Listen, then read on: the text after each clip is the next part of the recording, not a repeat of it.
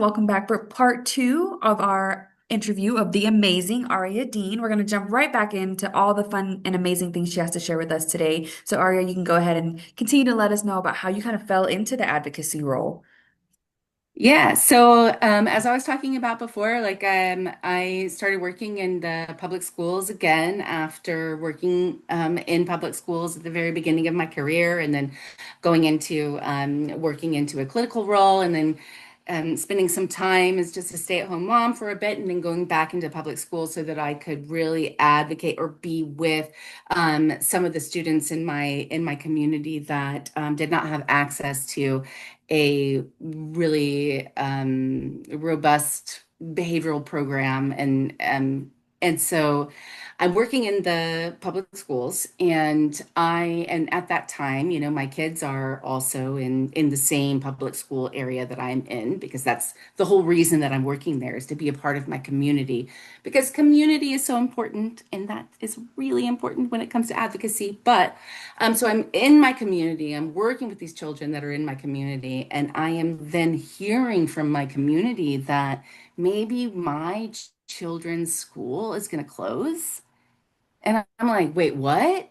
My kid's school's going to close? Like, we bought our house when my oldest daughter was 10 months old so that we could have access to this neighborhood school. And now you're telling me that my school might close? Why? And that question led me down the path of advocacy. And as being a special educator, and we've already talked about, like working with people with disabilities, you're already innately an Yep. advocate. That's what you do. Yep. You advocate for families, you advocate for children, you advocate for people that can't speak for themselves. You advocate. And so when I'm sitting there, and I was working, literally working at the school where my kids go to school, and I'm hearing that my school is going to close. For what? Oh, because there's not enough funding. Well, wait, why is there not enough funding? Oh, because the state of Texas is holding funding hostage so that we could pass the the voucher bill. So like it just like went and went, and it was quite an interesting, scary endeavor.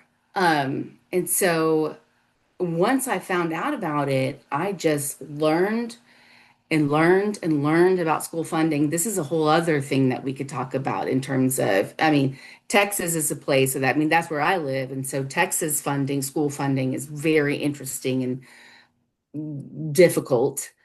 It's much easier to do assent-based ABA than it is to understand funding for public Right. schools. Right. I imagine it's Yes. I complicated. mean, it is Yeah. insane how difficult it is. So that's how crazy it is, but it's wild. So anyway, so I'm like learning about that and learning about like why it is that these things are happening, and how much money is like lost for public schools, and how everybody in the community thinks that it is the fault of our school board. Hmm. And I'm like, actually, the school board, that's not their fault. And then I have to deep dive into like the function of a school board and what their function is. And they don't, that's not their job. But nobody in the community understands that. And so then when schools get allocated for consolidation and for closure, then everybody's really upset at the school board because they're at fault for mismanaging the money. But Right. then actually the mismanagement of the money is at the state level and the federal level, Hmm. and not actually at the local level. And so then that becomes even more difficult to understand. Well, so then, important question then. So you're hitting on a lot with how convoluted this process is, how involved it Hmm. is. When someone is trying to even consider, like you said, community is a big piece of it, being involved, advocating. eh, what advice would you give to someone who is like, I don't have the credentials for this. I don't understand the process. I don't even know where to start because this is so involved. This is so convoluted. And like you said, people are tuning their frustrations or directing their frustrations to the wrong source because they don't know better. So Right. what would you say to parents then who are at that point and Well, unsure what to do?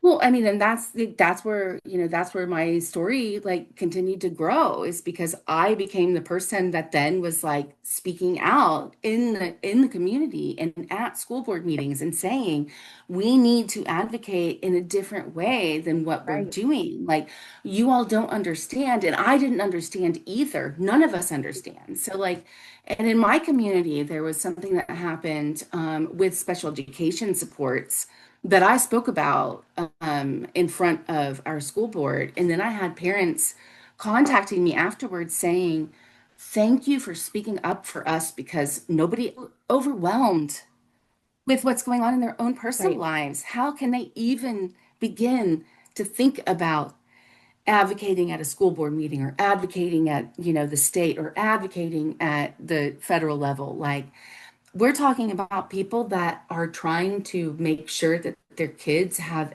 the supports that they need right now at their very, like, their level. I don't know what else to say besides just like It's at the personal. base. It's Personal level. incredibly Thank you. That's a personal. really good word. Yeah. Personal. And like, you don't have the bandwidth to go, oh, well, but my Add kid's not on. getting Yeah. this, but like, so, but I got to figure out why that's not happening. Like, that's not, that's not something that people are capable of doing. And Hmm. that is a reasonable inability. So you Right. can think of like, like if you want to talk about like, education or development, like Maslow's hierarchy of needs. Like, Good. we are That's a not great tie-in. Yeah. Yeah. We're not at the point where like you can just spend your excess time because you have zero excess time as a parent of a child with a disability to just go out and advocate, which is why you need people like me to do it, because how and but also like I think that this like also brings in like a good idea of like how do we then tie in that information, like Right. because we know that parents don't have the bandwidth and they shouldn't feel bad about it either. Like that's the thing that like gets me. Like when I talk to parents about like being advocates at like IEP meetings and things like that, and they're like, how much, are you gonna charge me? Blah, blah, blah. And I'm like, I don't charge, but I also can't do it very much Right. because I can't afford to not charge for it. But I also don't want you to pay for it because it should be free. You should have the advocacy for your child in your life. Yeah. And I cannot live my life doing that for free all the time. Right. So, like, it Which just, is such a and just, systemic issue, right? Yeah. yes, Hmm. yes, yes, yes. And it is so sad. And, but then, I do have the bandwidth to advocate at the state level. Right. I do have the bandwidth to advocate at the federal level for these parents that don't have the bandwidth to advocate for their own kids. Not because they don't want to, but because literally, how are you going to continue to live your life while Yeah. also working, feeding, appointments, school, therapies, all of the things, you know, that's a lot. A lot. It's a lot, a lot. But that's And I so you think need that's people, the tie-in that you're saying though, right? Like yeah, that's you what need people we're like talking me about. that can do that for You you. need community. You But need people that yes, are aware of the issues, who have yes, bandwidth in different community. areas. And I mean, and correct me if I'm wrong, obviously this is a huge passion of yours and something you're deeply involved in, but it really sounds to me like in our previous episode, we were talking about ripple effects, right? Hmm, So, hmm. so maybe it's less about everyone being the person who can go to a state level, who can go and be an Right. advocate in those ways. And maybe it is just starting small to find someone who can help you or writing that email to send it out and say, I just want to know who I should bring this to. People feeling empowered and knowing where the resources are to seek out the support. Well, right? yes, and I love that. I also think that it takes people like me to reach out to the families because they don't have the bandwidth to reach out to the advocates, if that makes sense. So it's like, Yeah, so the advocates themselves have to reach out to the families and say, we are here for you. We are doing this for you. And that's that. Because you don't even know what you don't know, but you also don't have the bandwidth to know what you don't know. Like, if that exactly. makes sense. And Exactly. so It's the like mental load of it too. It's it's the too mental, much. It's yeah, too much. And it's too much when you have all of that going on. And, as someone that like me, where it's it's just important to me. This is something that I love and hold deep, in my heart.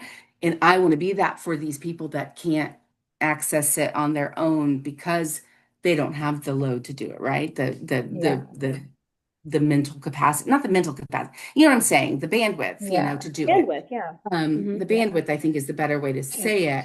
But what got me going was knowing or learning that my schools, my kids' school might be closing. And then that got me going into advocacy at my district level. But then knowing about that, I was like, oh, well, let me look at the federal level. And then I was like, oh, well, let me look at special education. And then I'm like, oh, well, wait a minute. Let me look at, and then then it just exploded in terms of like what I could do as an advocate and my capability. And so that I exploded. And so I decided to go so I learned about my kids like school possibly closing in November of 2024. December 2025, I was in a video with like our school board, or not a school board, our superintendent in January of 2025. I spoke at a school board meeting. February 2025, I spoke at a school board meeting. February 2025, I went down to Austin and spoke to our legislators. In March of 2025, I went back to the school board and spoke to them again. I was also in the news, on NBC News. That was weird, but like I was on the news then. And then I went back, and then I went to DC like in July, and then now I am the uh, advocacy chair for our council PTAs for my school district. Now I have like a whole advocacy group that I got a grant to get us to go through this whole advocacy learning and fellowship all the way through to the Texas legislative, 90th legislative session. So this is all Texas stuff, but like Texas is Yeah. weird, and but so the 90th Texas legislation, which is going to happen in the next spring.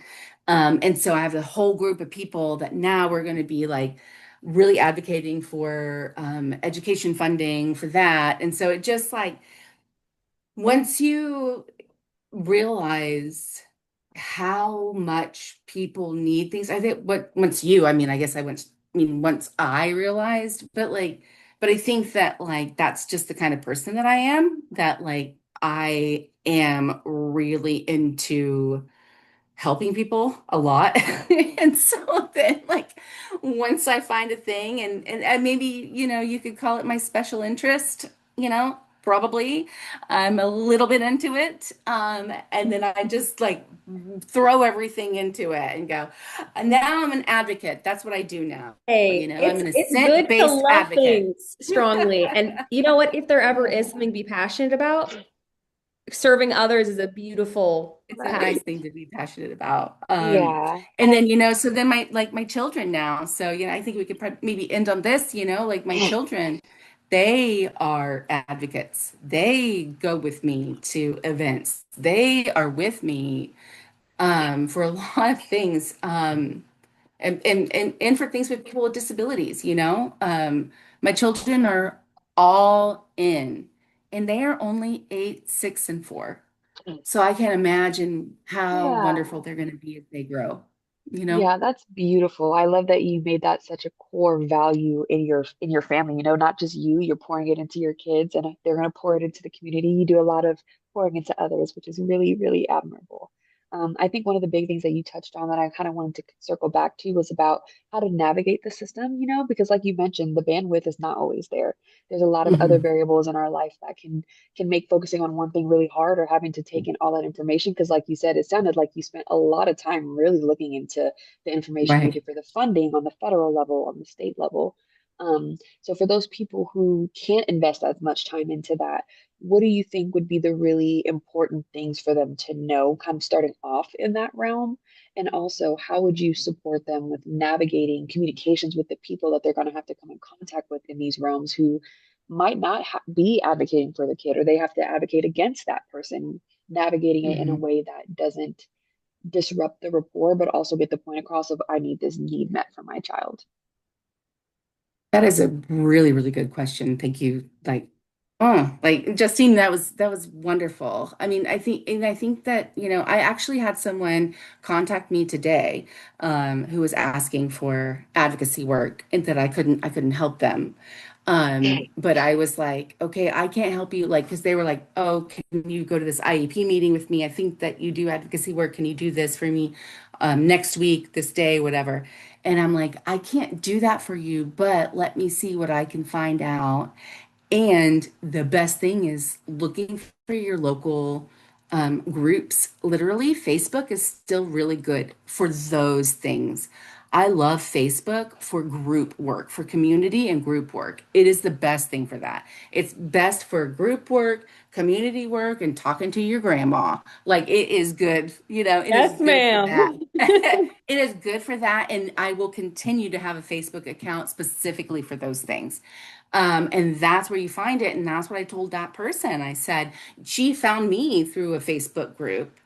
And then I said, I can't help you, but let me share some other Facebook groups with you that where you may be able to find someone else to help you with your advocacy. And so I do think that Facebook is literally one of the best places when it comes to Yeah. those groups. Like because like, are they going to go to Reddit? No, that doesn't, I mean, I guess you Yeah, it's not can. as accessible. Yeah. But I think that Facebook, as far as is community driven, I think that that is literally the main reason why I keep Facebook around is for those community groups. Right. And then I think honestly, I think community, which Facebook is a really good way of doing that. And then seeing what's happening in your community, which weirdly, Facebook is the way to find Yeah. it. Like, because you might find like other, like, um, Ray, I think you're about to say something, but like finding something like an event or whatnot, that you're going to find that through those communities. But I love that. I like how you're suggesting something that is easily accessible to most people. Social media is a huge way that we all are staying connected constantly. Facebook, especially being a huge platform that everyone has access to pretty easily. Hmm. And I do agree with you. I think it's a huge platform that can be utilized for connection and community, and it's often underutilized by a lot of people who don't know that that's even what you can use it for. So I love that you Right. brought that up because that's actually something I suggest to my families too, is you just got this diagnosis. You don't have to feel alone in that journey. There are There's a local groups lot you of can, people. Hmm. exactly. You can find local groups. You can find free resources, advocates who are out there advertising the things that they're doing to make a difference. So I love that you brought that up because I think that that's something that a lot of families could benefit from looking Yeah, into. yeah. It just feels weird because sometimes you're just like Facebook, ew.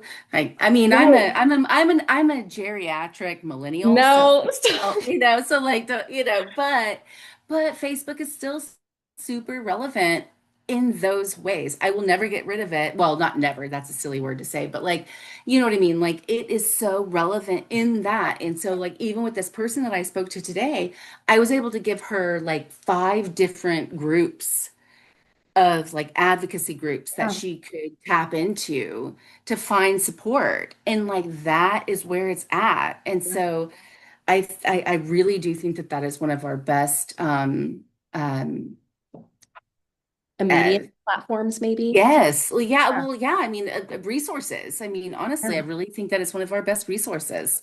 Yeah. As much as it seems a little weird to say, it really is. I love that. And I'm going to make a little bit of an abrupt segue here, but this is a question actually I've been really excited to ask you about is about that community piece that you're talking about. I know that's been our Mhm. big tying feature throughout Yeah. this whole episode here and building a collective voice. So Hmm. let's talk a little bit about meaningful representation. So what does meaningful representation actually look like in spaces where decisions are made? How is it different from being just involved? Because I think that's a really important question. I think something you're going to have a really unique answer to. So I would love for people to hear your perspective on that. Well, thank you. Yeah. I think that though can, that gets into the like bandwidth situation. Like somebody like me may have a little bit more bandwidth to be able to do something a little bit more quote unquote meaningful than somebody that doesn't have quite as much bandwidth. So you need someone that, for example, this, organization that I'm working with, Raise Your Hand Texas, and I have this fellowship that I'm working with my school district that I'm the leader of. And there's only 10 of us, but like we are a group of teachers, of school board members, of city council members, of just people like me, regular people that are parents, and business owners. And just we are people that then we take our little group and then we put out our little fingers or whatever, into like Yeah. other parts of our community so that we can then build a coalition. So I think that, just finding those people in your community that may have more ability than you do, if you are a person that doesn't have the bandwidth, right, you can still find someone that does, that is willing to do it for you, because I'm not the only one out there. I've got 10 people on my, on my coalition, on my fellowship that's doing work with me, and those 10 people have 10 people have 10 people. We're going right back to the Right. ripple effect, The ripple right? effect, yes. And we have all of these people that are willing to be supporting of the same thing. And so community then brings it back, because all you have to do is say to a neighbor, this is my problem. And your neighbor might say, oh, I know someone. Or, hey, can I bring you, I don't know, some cookies, or, I mean, just like, I Yeah. mean, we have neighbors that like, we have like, and we live in like one of those neighborhoods where like, you don't have like garages in the front, you have alleyways. So we have alley neighbors. Yeah. And so like one of our alley neighbors is like, they're like, we will never have grandchildren, but we want your kids to be our grandkids. So they give my kids gifts at like every Oh holiday my gosh. because they want community, right? So, like, you find people, you make community, and you build, and you can make change. But community is the answer, in my opinion. I love that. That's a beautiful, beautiful answer. Well, It and makes me cry no, but community is the answer. And I think that It that's what is you're the answer highlighting is of there's a all of ripple it. effect at play. There's leaning on people. It's figuring out what is your bandwidth, what is your capacity, and then leaning on the people that can pick up pieces where you couldn't. Mhm. And that doesn't mean that there's a shortcoming of that person, but it comes down to figuring out the Yes. right connections to making a meaningful impact. And I think that's been a beautiful tie-in that you've been kind of highlighting throughout this whole thing is there's not shame or guilt attached to not being able to do what someone else can. But it's knowing that if you want to be involved, if you want to do those things, there are ways you can, and it's impactful to do so. So I think that's a beautiful message to let our listeners know is it looks different for every person. It looks different. And if you need help, there's somebody next to you that also feels that way too. And you might have something that they don't have. They might have something that you don't have. And that even if you're in the disability community or just in your own personal neighborhood, somebody is there that's feeling what you're feeling. And we just need to talk to each other, and we will build that community and understand and then help each Absolutely. other. Yeah, I think that's the biggest piece as a practitioner that I like get the most reward from outside of just like the direct progress of our amazing kiddos is when the parents Mm. tell me that I feel like I'm part of their community. Because yes, I'm a professional, I'm working in this professional capacity, but you feel that sense of rapport with me that I'm comforting you, even though I'm not directly going through the same experience with this same kiddo, right? Like as a practitioner, my interaction with your kiddo is going to be very different than when you're at home and you're exhausted and you've been working Monday through Friday and you didn't want to Yeah. make dinner, so you picked up a pizza and then kiddo's not vibing with the pizza and it's going to be a rougher night possibly, you know? So to even like, I Mhm. think that's the highest compliment that a parent can honestly pay to someone who is an advocate or is a professional in the realm of working with their kiddo is just knowing that we are making them feel like they're supported. We feel like part of their community. We are supporting them and getting that access to the community. I think that's another important part of our job too. So I just love everything you're saying about the community piece because having people in your corner, those who are educated and then those who feel that same emotional tie that you might be feeling through some of those similar experiences are so important to just get through those harder days. Yeah, that's oh, that was beautiful. I Oh my, know it was really good. that was really Really good. good. I mean, and I Yeah, think that like, but here's the thing. Here's the thing though. Like, okay, so maybe we'll end on this. I don't know, but like, it's it's all about connection. Yep, Plain, simple, done. Connection.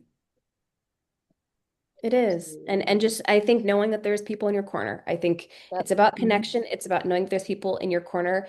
It's about knowing and seeking out better so that you can do better and knowing that we all are honestly deserving of advocacy, deserving of basic rights, deserving of better. And so I think that that's a big thing that you're constantly fighting for. Um, and so I really appreciate that.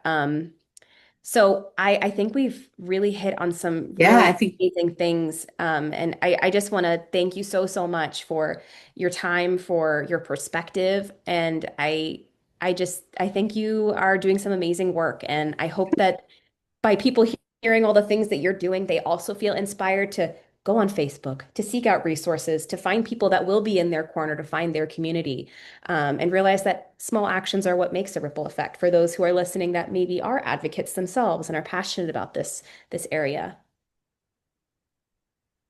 thank you. I mean, I think the ripple effect really like hits it. Like you guys are amazing for what you're doing, and thank you so much for even listening to me and for everything you said about me, Ray. Like, lying. Hey, Like, I you're don't so say things I kind. don't mean. I know that, which makes me like even more like, Very the true. clamped, I guess. Is that the word? But but thank you so much. And Justine, I'm gonna visit you in not California, in Colorado. Please Yeah. do. Yes, thank you so much for your time. And honestly, I have some people in the CFBISD who I would love to connect you with because you're just Please, amazing and all the things that you're doing. I want to share those resources to any and everyone that I please. know. So I will Yeah, definitely be reaching out to you after this to talk about some of let's those do things. it. Let's do it. I'm happy to help. Yeah. Yes, Aria, thank you so much for your time. We are keeping it behavioral, guiding autism and fostering hope. We are here for you every other week with new episodes. Please follow us on Insta, the amazing Facebook, and YouTube at Keeping It Behavioral, and check out our website at sites.google.com/view/keeping it behavioral. We also have created a visual in connection to this episode that we will share shortly after the video is released with maybe some more questions that we might have because she's a wealth of knowledge and we'd love to get some more information from her. So just be on the lookout for that. And just as a reminder, we are behavior analysts, but we are not giving individualized advice or treatment guidance, just creating a community of support. Yes. Guys. Thank you guys. Next, what we gotta do it. Yes.